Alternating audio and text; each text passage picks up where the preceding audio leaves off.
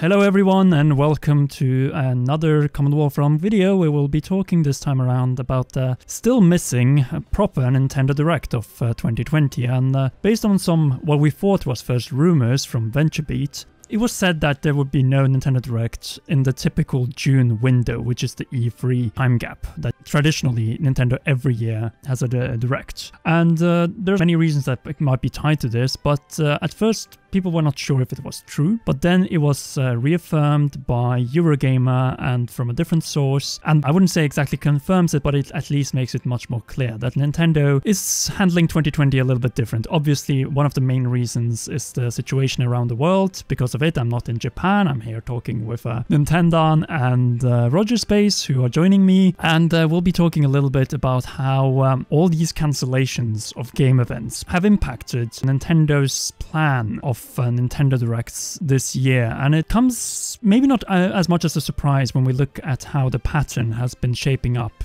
in the course of the last few weeks. Obviously, the spot that we would all prefer is that the Direct is tomorrow, so now in May. But it's not going to happen because of the situation that is in Japan right now. It's work from home, which doesn't comply with Nintendo at all, neither in Kyoto nor in Tokyo, and also at Redmond, Washington. Or Frankfurt. Yeah, exactly. And then you have June. Normally, they would do E3, no matter what.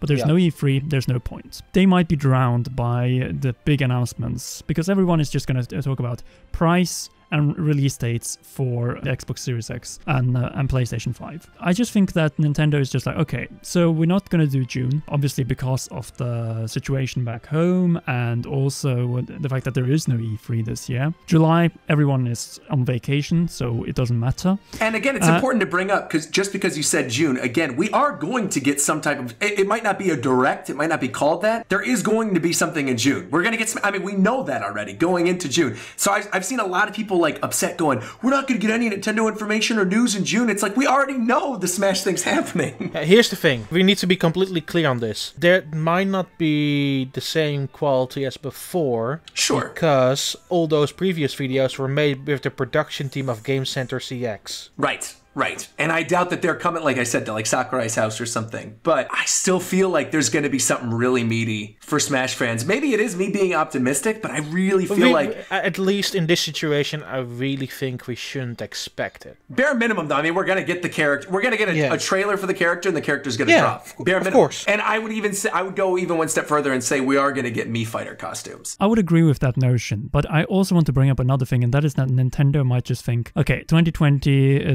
it's the year it is. It definitely didn't turn out the way Japan wanted it to be, which was going to be the crowning achievement with the Olympic Games in the end of July, beginning of August, and then the opening of Super Nintendo World. And at one point, all of us were planning on going this year. I mean, literally all three of us in this call, at one point or another, did plan on going at some point this year. Like me and Don were supposed to be right now in Osaka. But the thing is, I just think that Nintendo might go for the strategy of just having one proper Direct this year. And it's going to be in August. Because that way, the September Direct is going to go out, and the June Direct as well. It's going to replace both of them. The next time we'll see Nintendo announcements will be at the Game Awards. That's where they are going to make a big push before revealing the Nintendo Switch Pro or whatever new Nintendo Switch early, or maybe even in January of 2021. And then 2021 is going to be Nintendo's big year with big new installments in like Zelda, maybe even Mario, and so on. And that is exactly what Nintendo is trying to do in 2020. They want to get through this year with solid lineups, maybe not perfectly new games, but at least you get solid remasters, remakes, and so on. I do think we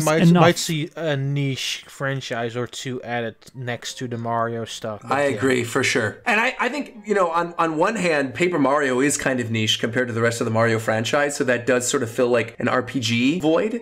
But I do think that Don's right. I think we might get some weird like F-Zero Wave Race level type thing that no one's really expecting. Or even like Pikmin, to be honest. But I feel like even Pikmin's almost too big of a franchise that I'm thinking of. I feel like it's got to be something smaller that maybe people really aren't expecting, that's more of like a crowd pleaser than anything else. Yes, in terms of launching, yes. But in terms of revealing, I think an August Nintendo Direct might be massive. And I mean, really I mean, massive. if it's the one for their year, for sure. If they're going to pack everything in this one presentation, then they're going to go all out, because that's the way to counter the next-gen presentations that Sony and Microsoft But they really don't care about that, though. They can do it in their own schedule. I know they don't care out, but if they're going to pack everything into one presentation, it's obvious that it's going to be the big stuff, like Breath of the Wild 2. It's going to be all those Mario Celebration in one. I think they could potentially wait, because do they really want Breath of the Wild news and all this stuff alongside, like, this year of Mario that seems to be planned? Like, if they do have Paper Mario and Mario remakes and stuff, I almost feel like news of Breath of the Wild 2 would surpass that for their hardcore demographic. And they have enough, like, niche thing, or like what Don was talking about, maybe something we don't know about, that could fill that hardcore There's void. a very easy way to avoid that from happening, and that is giving us the date 2021 on the trailer for Breath of the Wild 2, because then they will. But they know. could do that at the Game Awards. I mean, they don't even need to do that in August. They could do that. They could do that, but at the same time, I have a feeling that either of those two will reveal the title for the game, and either of those two will also have the gameplay premiere, because what we have so far is a teaser. Like I'm saying, it's going to be a different year for Nintendo, and since they're not obliged to show up at E3, since there is no E3, there is no Gamescom, then they're going to do a presentation of their own. It's going to be big, it's going to be packed. It's going to focus on both 2020 and 2021, but obviously it's not going to mention anything like Nintendo Switch Pro or new Nintendo Switch, because that's something they're saving for next year. It's going to be a very interesting presentation, and I think that it's better to have massive presentation than an amputated one, because that's what we got with the Nintendo Direct Mini. And I rather have one of the best directs in the history of Nintendo Directs, instead of having something that is just focusing on a little bit amputated second half of 2020. Are all three of us in agreement then that we think it's going to be one more big direct this year? Then we're really only going to get one?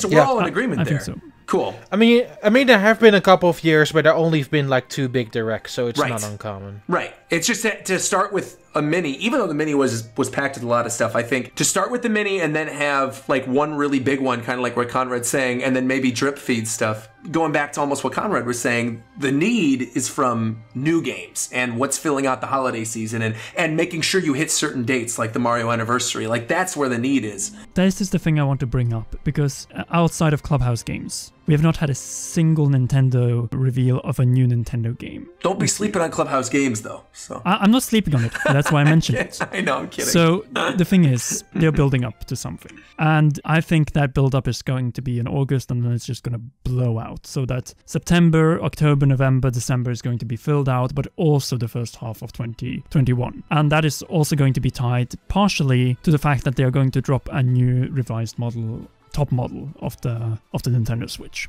And then we also agree the fact that the situation worldwide, especially now in Japan, where work from home orders have been issued and Nintendo is not very able to adapt to those when it comes to game development, that has pushed out the Direct from June, most likely to August, because there's not going to be any Directs in July, because that's a summer month. Everyone is on vacation. That is second thing. Why would they go to vacation too?